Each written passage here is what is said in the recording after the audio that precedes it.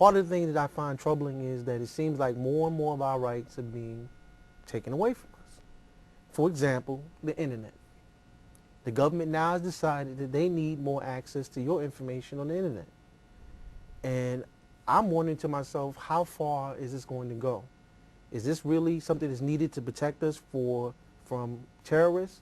Or is that just the language they use for the government to get more intrusive within your life? And where the hell is the Tea Party on this issue? Well, I don't think we can avoid it, only because in the interest of preventing terrorism, you're constantly going to have that argument coming up that we need to take away some of your privacy in order to protect you from those bad people out there.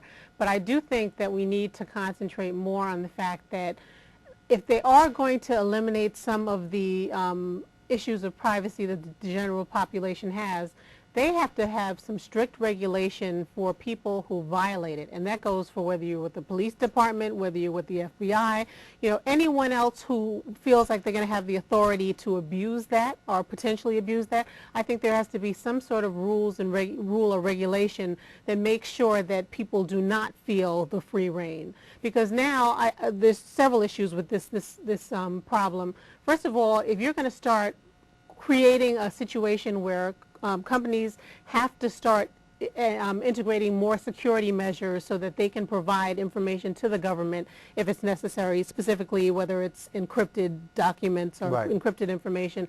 They have to now develop software or programs so that they can put it into text and then give it to the government if they get some sort of a court order. That's going to cost money.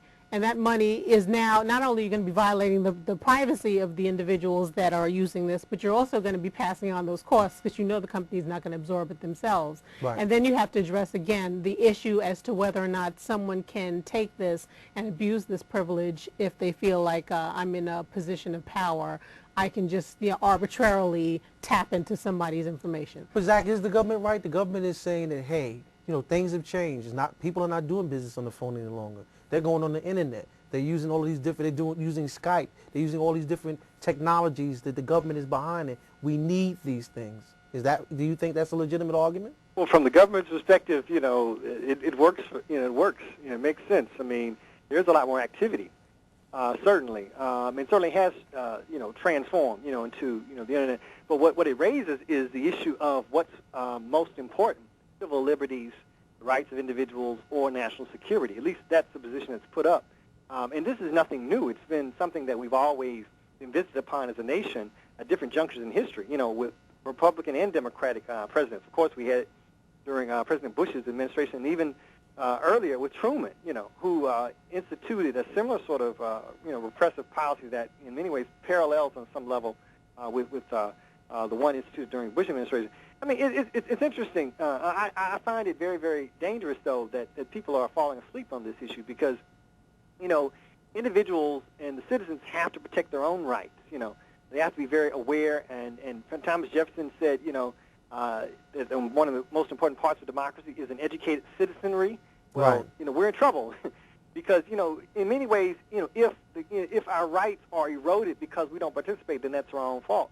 And I think that's the issue that's put forward, and I think that we have to be very careful not to allow our rights as citizens and civil liberties to be overstepped, for whatever reasons is justified, because our rights as citizens, is very important. I think your question is very important. Where's the Tea Party in this? Again, this makes it very clear to me that they're not a movement. They're a sort of fringe political strategy, that's sort of concocted out of some political, test tube or a bubble or whatever.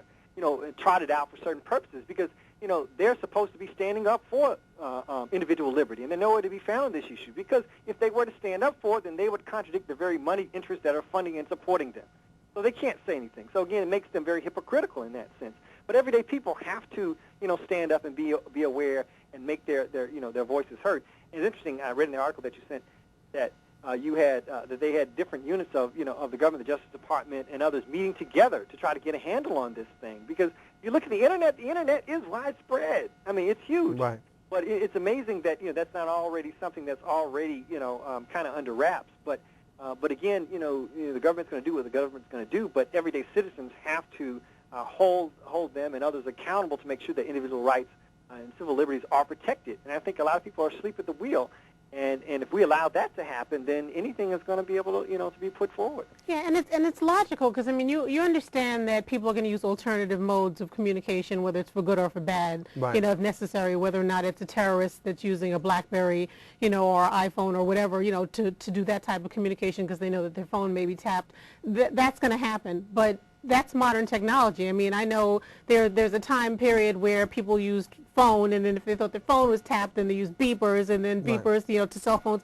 I mean, all of these disposable cell phones. I mean, there was just various ways that people used to get around it. But the article brought up a very interesting point that if you now force these corporations to start putting these little holes in their Backdoors. system, these back doors so that encryption can be, transferred to text, now you're opening up the door for hackers. Because hackers, this is what they do.